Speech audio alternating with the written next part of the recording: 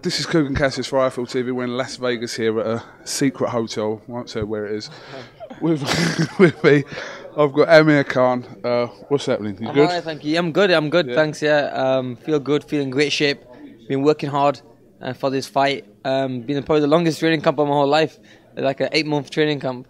But you know what's been great? I mean, spending time in the gym, working with Virgil, giving my body a nice break from from boxing in a way, from fighting. That is, I've just been learning and understanding the sport of boxing instead of just stepping in the ring and having an opponent in front of me and then working towards him, how to beat him, and then working on a game plan how to beat him.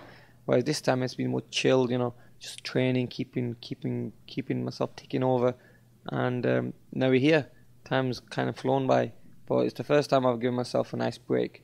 I've had a nice couple of months off, and I'm ready, man. I just want to fight.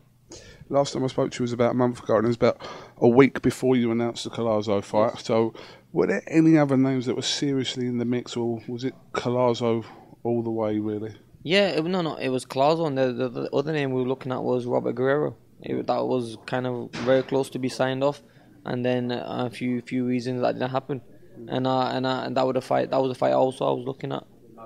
But that didn't come through, and then with Collazo having that good win against Victor Ortiz, that kind of sprung him right to the top of the list, and I took that fight. A lot of people are suggesting that this is a very dangerous fight for you, especially your first fight at 147. What is your response to that? It is a very dangerous fight, definitely, and we know it's gonna be tough.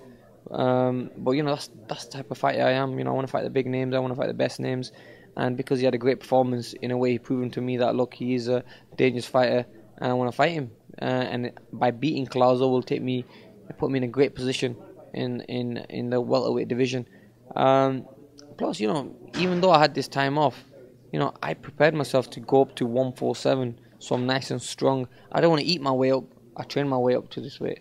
I'm a big 147 fighter now, and come fight night, I mean, people have only seen. What people have seen on me, they've not seen what I'm bringing to the table now, because, I'm totally different than I was before. I'm not killing myself making the weight. I'm much more healthier, happier, and much more professional. I've been sparring like numerous 12 rounds. We did numerous times. I think we must have done about like 5 12-rounders in the gym. And because if you look at the previous 3 fights, I started making mistakes towards the end of the fight.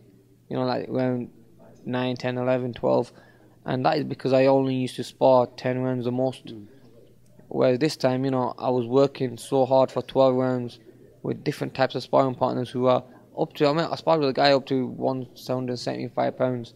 These are unbeaten guys at 14-0 he was. So I was sparring some good stuff for guys, but the reason I wanted to spar more rounds and Virgil told me to spar more rounds is so when I am under pressure, I know how to cope with it. I know how to deal with it, and I'm not going to panic and get caught with silly shots and try having a war. I'm going to still stay composed and stay smart. Ricky Hatton fought Luis Collazo 8 years ago now. Have you spoken to Ricky Hatton about Luis Collazo? I've not known, but Ricky's said a few words, and he said, look, I can't get involved in a war with him because, Collazo is a tough guy, and I have to be smart and boxing. I mean, my style to Ricky's style is very different. He's more a fighter. I'm a lot taller than Ricky is, and I'm a boxer instead of a fighter. I move well, so I think I can make it much more easier work than Ricky made it to win this fight. But I just want to thank Ricky for the advice he's given me. He's trying to help a friend, and I know that it's going to be tough. If I stand there with him and try fighting with him, it'll be the wrong moves. I need to box this guy, and there's been no boxer out there who's outboxed me. I mean, I've been knocked out twice in my career, but I've not been outboxed ever by anyone. So, in professional boxing, that is. So I'm not gonna move up to 147 thinking I'm gonna blow this guy away. It's my first fight at 147. I'm fighting a guy who's naturally bigger than me. I'm not gonna go in there and try knocking him out. I'm gonna be smart. I'm gonna box him smart and not go into wars. And that's the advice Ricky gave me as well. We know what you bring offensively to the table. Defensively, have you noticed an improvement in your fighting since you've been with Virgil Hunter? Yeah, for sure. Defensively, I see a big difference in my style now. We're much more smarter. We don't make the mistakes that we used to make before. And it's a 12-round fight. Instead of getting caught with a shot, and defending, I used to get caught and I used to go into a wall with them, try hitting them back. But look, it's a 12-round fight and I need to focus more on the defense. And like I said, it's a long fight. It's not a short fight. That I have to it's who hits who first and who takes the best shot. So yeah, I've been working on the defense a lot, and I want to thank my sparring partners who have been a great help. Who have been hitting me hard, and and I needed to keep my defense up. If I don't want to get hit by a guy at 175, 180, because they do hit hard. So I had to be focused and had to be on point really. You've recently made it public that you've linked up with Al Haymon, which was kind of a badly kept secret. Everyone knew. But talk to me about that then. That's a good link up for you. Definitely a great link up, yep, definitely. Al Haymon, we all know he's a great advisor, he's a great manager in boxing, and I think he can get me the biggest fights I need and also get me to where I need to be in boxing. He'll advise my career the right way, and it's a business. Boxing is a business, and I think having the right businessman on your team will make the right moves and also make you the most money as well in boxing. So yeah, it's not like we were making short money last time. I've been very lucky, financially. We've been very secure, making good money. But with Al on board, he just makes sure that everything's on point and everything's done right. Plus, he understands the sport really well, and I didn't have anyone in America to to kind of do all my management and advising. So when I'm in England, it was hard for me to kind of negotiate and talk to people, but now I've got Al to do that. So yeah, and also have you ever heard of have you ever heard of a fighter saying anything bad about Al Haymon? I mean, no one says anything bad. When people thank Al Haymon, have you heard anyone who's seen Al Haymon?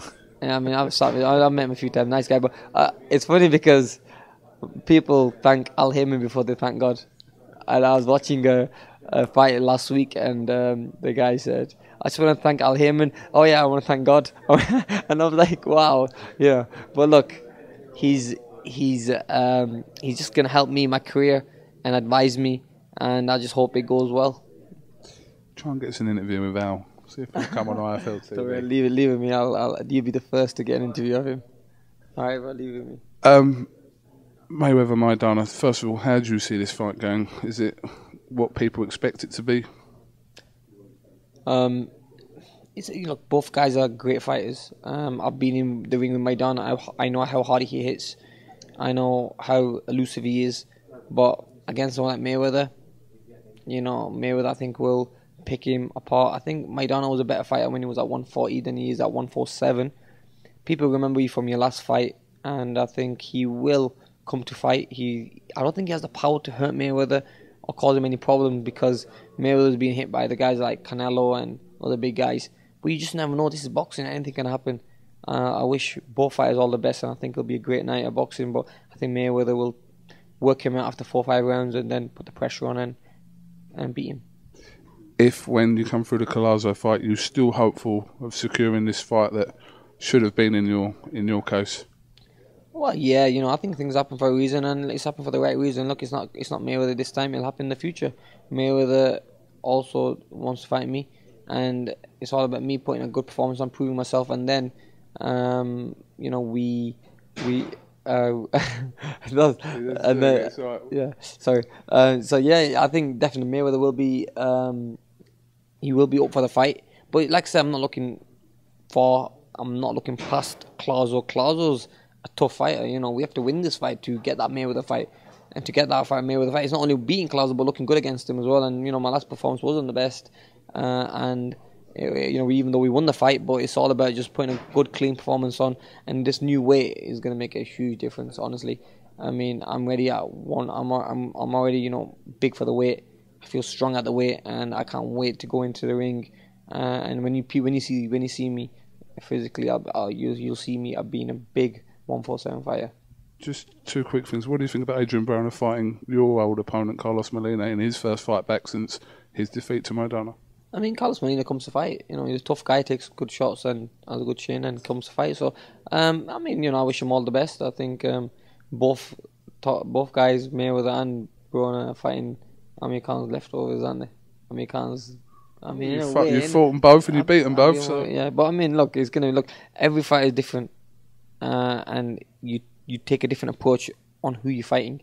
So I think it could be an exciting fight with Carlos Molina against Broner, and say with Maidana against Mayweather. I think that could be an exciting fight as well. So it's going to be a good night of boxing, man. Just finally, what are your thoughts on Keith Thurman, who beat another one of your old opponents, Julio Diaz, the other day? He's really coming on now, Keith Thurman, isn't he? Coming on really well. I mean, the welterweight division has some great names. Keith Thurman's one of them, who's young, who's just fighting hard. Then you've got the guy who beat Paulie Malignaggi, Sean Porter, he's looking really well. Who has to fight Kell Brook next? Is it mandatory or something? Yeah, mandatory. Yeah, so I think that'll be a good fight. So yeah, I think it's but the welterweight division has big names, and I'm excited to be in this division and be amongst them big names.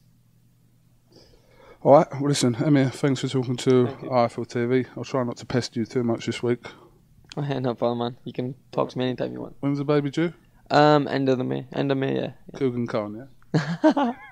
It's a girl. Kugan Khan. So we'll see. Right. Listen, where is he? You haven't done the thing. Can you do it? That's what made me laugh. Can you do it? Right, that means we got to hurry up. Come on. Taz does his thing. Hurry up. He's got to go and eat. Right, this is Kugan Cassius, Amir Khan, IFL TV. Thank you very much.